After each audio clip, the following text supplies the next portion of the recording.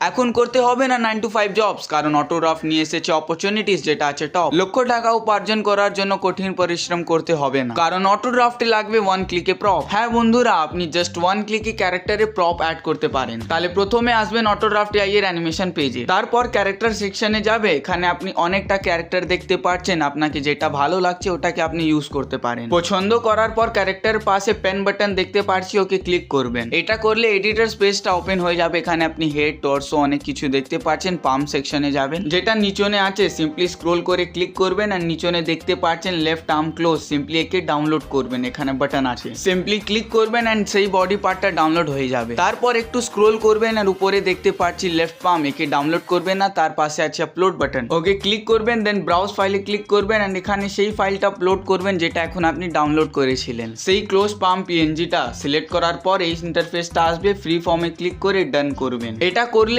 আপনার পাম্পটা আপলোড হয়ে যাবে। এটা করার পর সেভ বাটনে ক্লিক করবেন। দেন ক্যারেক্টারে নেম দিতে হবে, আপনি যাই খুশি দিতে পারেন। আমি একটা নেম দিয়ে একে সেভ করব। এরপর আগেন ক্যারেক্টার সেকশনে যাবে, যেই নামটা দিয়েছিলেন ওকে সার্চ করবেন এন্ড ক্যারেক্টারকে সিলেক্ট করবেন। তারপর অ্যানিমেশন সিলেক্ট করতে হবে, আপনি যাই খুশি সিলেক্ট করতে পারেন, যেমন আমি করছি। সিলেক্ট করার পর আমাদের ক্যারেক্টার অ্যানিমেশনের সঙ্গে পেজে এসে যাবে। এরপর ক্যারেক্টার লেয়ারকে সিলেক্ট করবেন আর নিচনে প্রপস বাটন দেখতে পাচ্ছেন, ওকে ক্লিক করবেন।